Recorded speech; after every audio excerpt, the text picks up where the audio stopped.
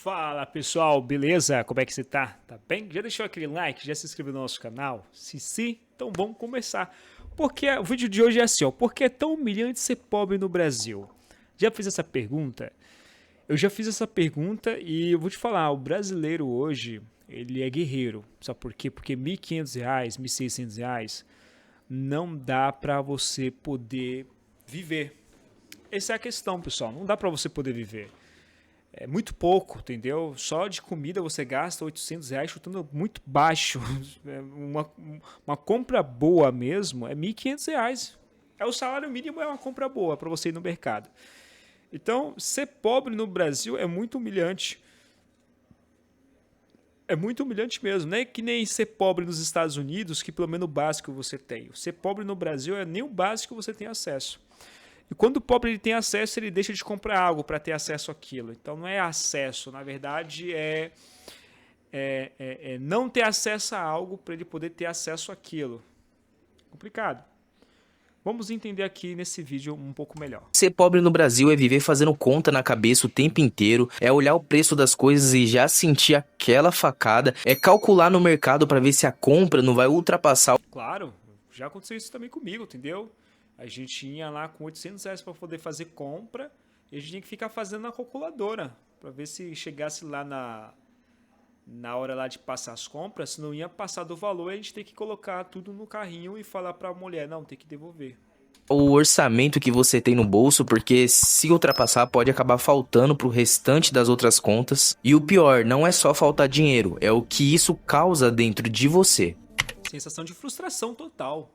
Entendeu? A pessoa, quando ela não tem dinheiro, ela se sente impotente, se sente incapaz, baixa autoestima, entendeu? Ver pessoas ali da sua família passando necessidade e você não poder ajudar.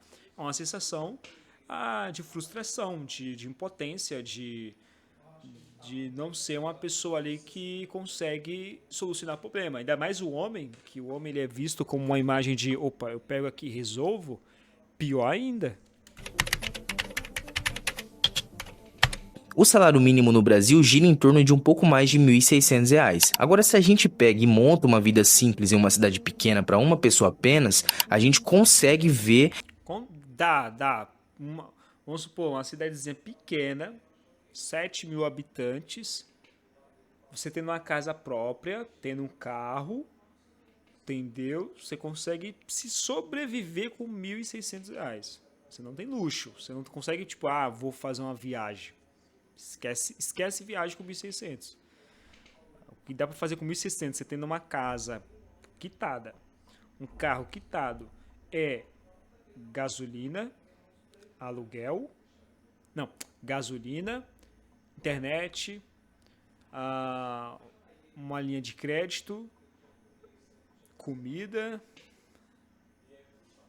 algum lazerzinho ali, só.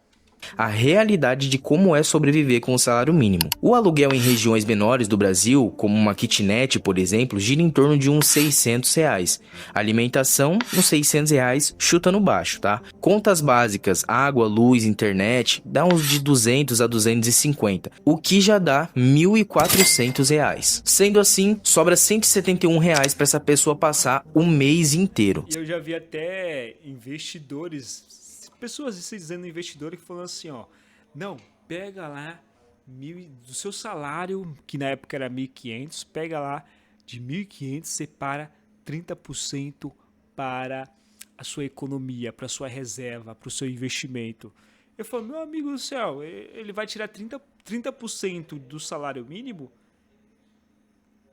mas e aí, ele vai ficar com um rombo de 30%. Por quê? Porque já é mínimo, paga só as contas básicas. Se ele mexer no salário mínimo para poder focar em investimento, não tem como. Por isso que eu falo, a pessoa que ganha o salário mínimo, ela nem pode querer investir em CDB, mercado imobiliário, entendeu? Não, ela não consegue ter esse luxo, entendeu? E se ela conseguir ter esse luxo é porque alguma coisa ela não está comprando.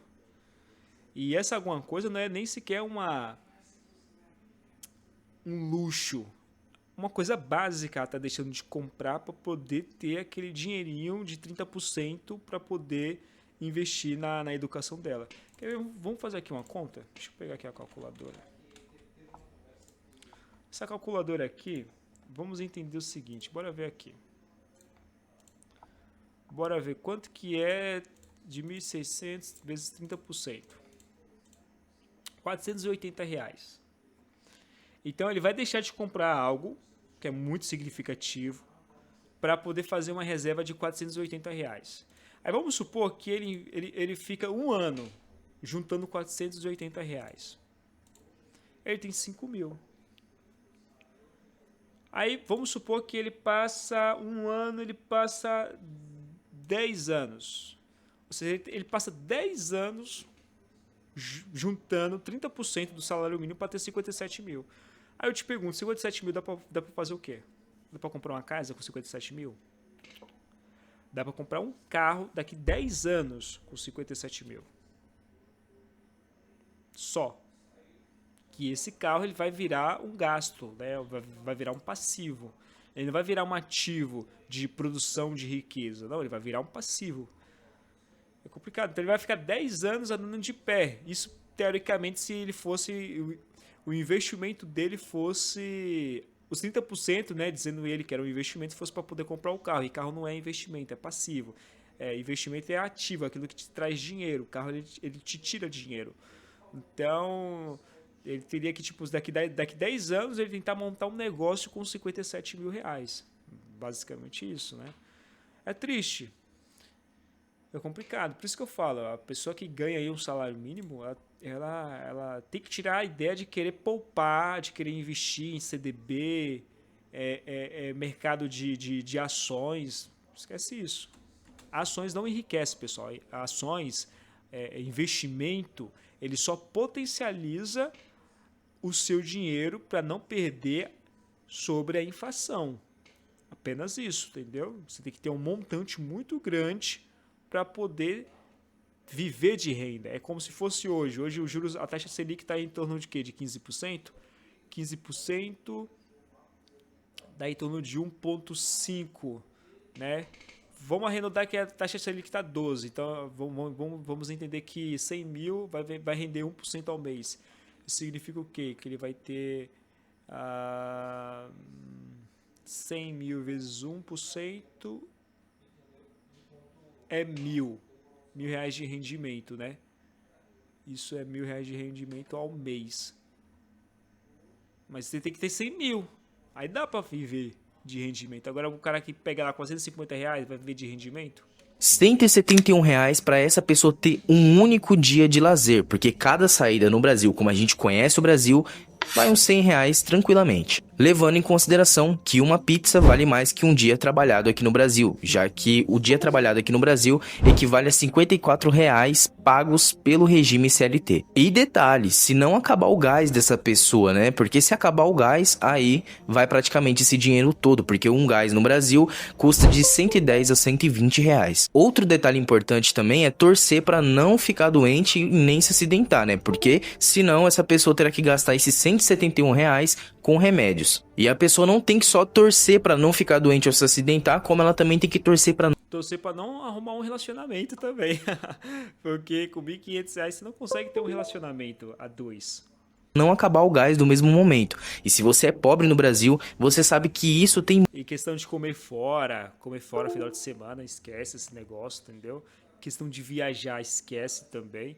Por isso que eu falo, pessoal, o salário mínimo ele foi feito para você viver no mínimo. Então não foi feito para você ter uma vida interessante.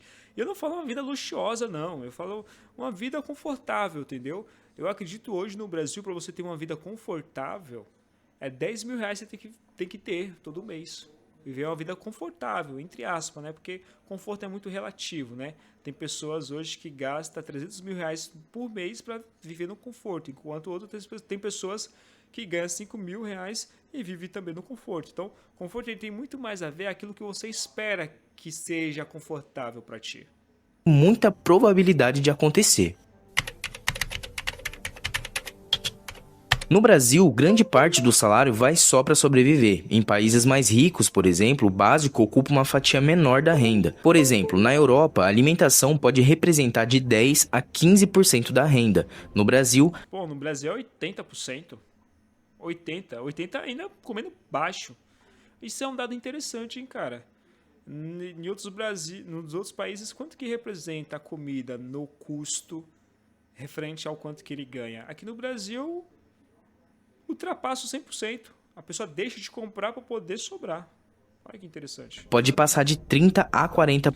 Não, passa muito mais, meu amigo. Você vai lá no mercado, meu Deus do céu, com R$ 800 você não compra nada. Para quem ganha pouco. O problema não é o quanto você ganha, é o quanto o seu dinheiro vale. E a gente sabe que vale muito pouco. No Brasil, para você ter uma casa, você tem que parcelar em 300 parcelas. Você compra um carro pelo valor de 2. Isso porque a maioria dos produtos que compramos tem taxas de impostos bizarras e o valor de uma casa e um carro pode chegar até 50% de imposto. Em outros países, como por exemplo nos Estados Unidos, um carro considerado popular é em torno de $20.000. Se a gente Tá bom aqui, em torno de 100 mil.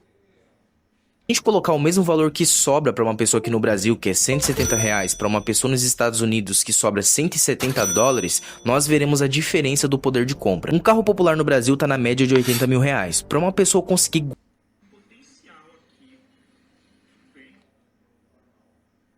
guardar R$ 170 que sobra do salário mínimo, ela teria que trabalhar em torno de 75 mil horas, algo equivalente a 40 anos. Isso se a pessoa não ficar doente ou acabar o gás, né? Porque se acontecer uma dessas duas coisas ou acontecer essas duas coisas ao mesmo tempo, pode demorar até mais tempo. Já quem mora nos Estados Unidos, para uma pessoa que guarda $170 por mês, teria que trabalhar 19.200 horas, algo equivalente a 10 anos trabalhando, guardando $170 para comprar um carro popular. Assim, não é tão bom também, né? Mas já é melhor do que no Brasil. A diferença é de 30 anos. E imagina só, uma pessoa passa mais da metade de uma vida juntando dinheiro para poder ter um veículo e a pessoa talvez não sabe nem se estará viva até lá. E detalhe importante, a pessoa teria que passar 40 anos juntando um único dinheiro que sobra do salário, ou seja, se privando de lazer e muito mais coisas. O que traria muito problemas psicológicos. E falando em problemas psicológicos, vamos falar de algo que pouca gente fala, mas que afeta a grande maioria das pessoas.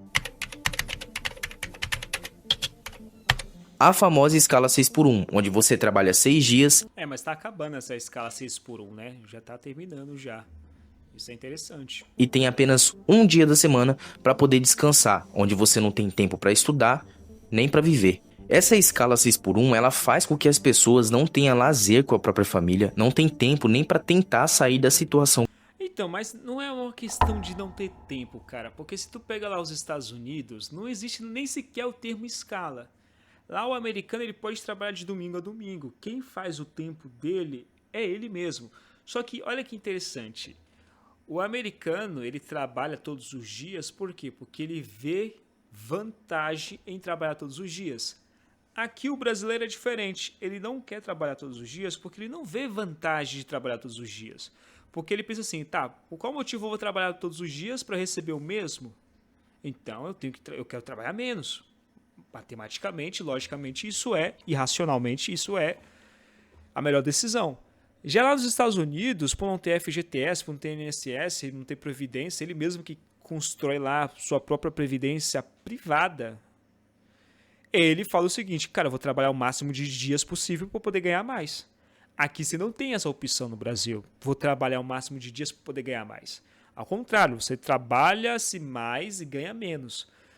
Então eu acho que o problema do brasileiro não é a falta de tempo. O problema do brasileiro é a falta do dinheiro. Porque se ele estivesse recebendo bem, ele nem reclamaria da falta de tempo. Eu acho que muitas das vezes a falta de tempo está muito atrelada também à falta de dinheiro. Que ela se encontra. E não é só falta de dinheiro, é falta de tempo para mudar a realidade. Porque você passa a maior parte do tempo trabalhando para ganhar um salário vergonhoso que mal dá para garantir o básico. E o que mais deixa... infelizmente é isso. Aí você acaba recebendo pouco, trabalhando muito e não tendo tempo para poder ganhar muito. O brasileiro indignado é saber que somos um dos maiores exportadores de produtos alimentícios do mundo e ainda assim existem muitas pessoas em situação de vulnerabilidade alimentar. Sem contar que... Eu aprendi uma coisa, eu vi uma coisa falando que nos Estados Unidos lá só tem morador de rua por questões psicológicas.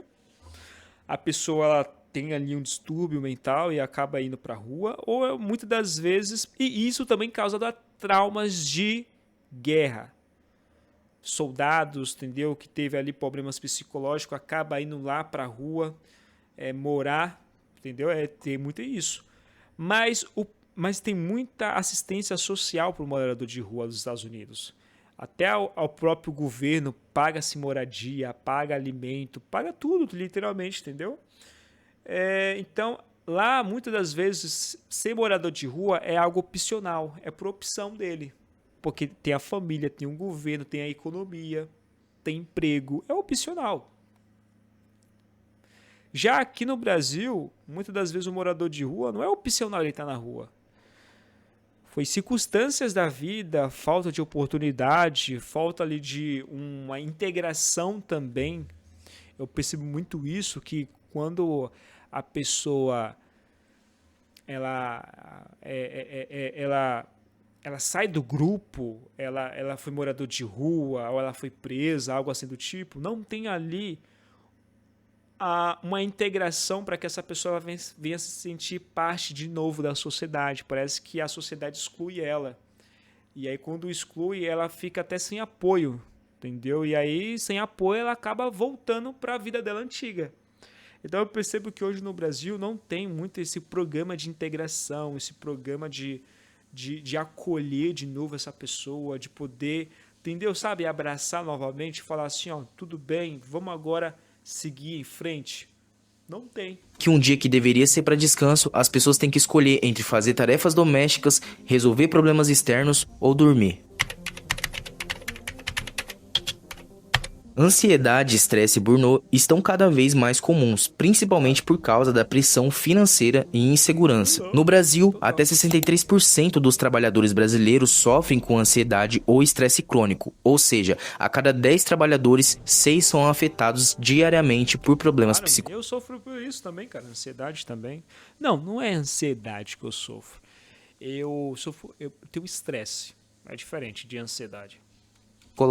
Vale lembrar também que apenas 36% das empresas no geral fornecem ajuda psicológica para os funcionários, e isso é muito pouco. Porque uma pessoa que trabalha 26 dias do mês, ganha um salário que mal dá para sobreviver, não tem lazer, não tem descanso, e isso fará que a pessoa fique endividada, seja menos produtiva no seu cotidiano, cansada, sem tempo para a família e para os objetivos pessoais, e ainda assim ter que lidar com um salário baixo, custo de vida altíssimo, impostos, péssimo poder de compra, violência, corrupção, descaso. Obviamente, essa pessoa, em pouquíssimo tempo, entrará em um colapso mental.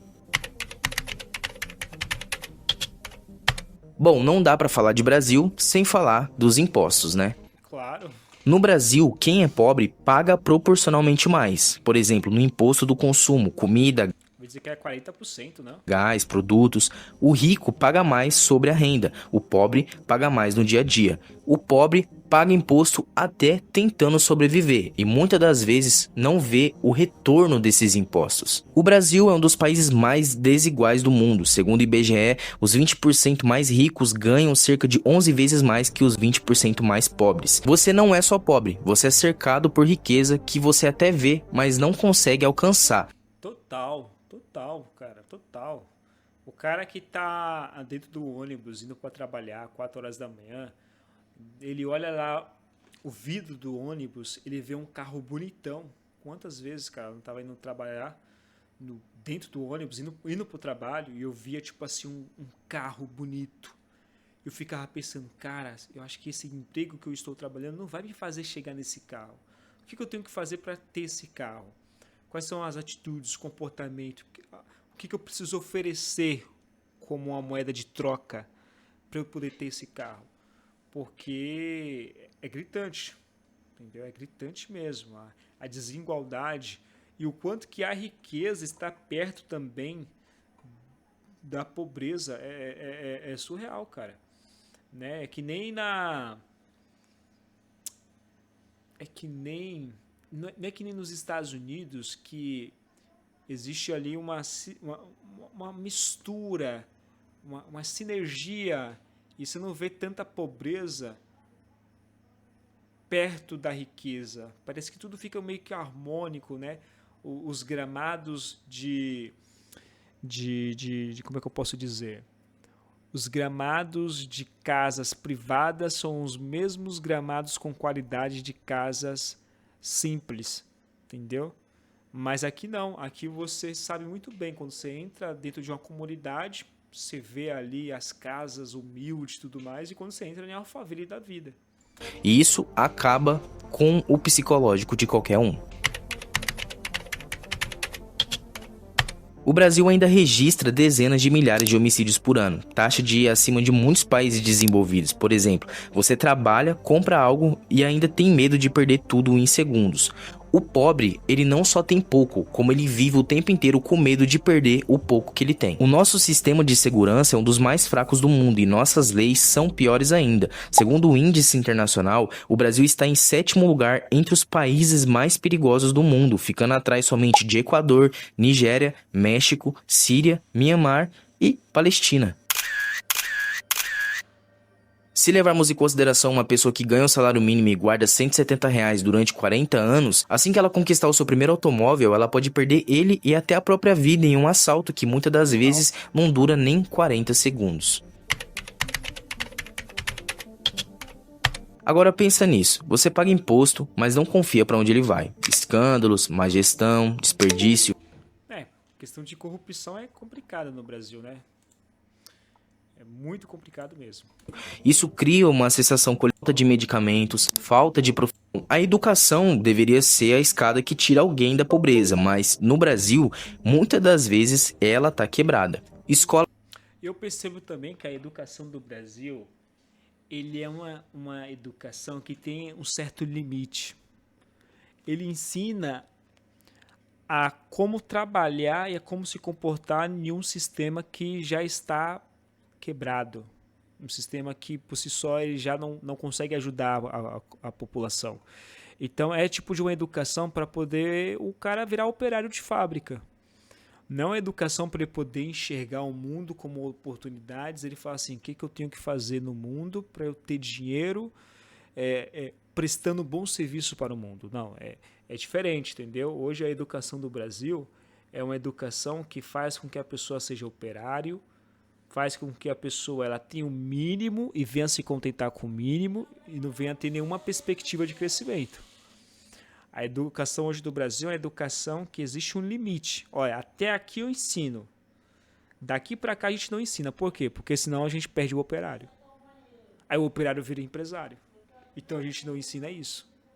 Sem estrutura, professores desvalorizados, alunos desmotivados. Aí eu te pergunto, como que dá para aprender assim? Em muitos lugares falta até o básico, que é a merenda, materiais escolares, entre outras coisas. Já a saúde precária começa pela falta de investimento. Hospitais lotados, falta de equipamentos, médicos sobrecarregados. O sistema tenta funcionar, mas vive o tempo inteiro no limite. É complicado, né? O Brasil cheio de problemas. Cheio de problemas. Infelizmente. Por isso que eu falo, você que é jovem, construa a sua própria vida. Não dependa do sistema, não dependa do governo, não dependa de alguém que vai te estender a mão, porque não vai ter essa pessoa. Entendeu? Aceite, não vai ter essa pessoa. E se um dia alguém querer estender a mão para você, é porque ela está com segundas intenções.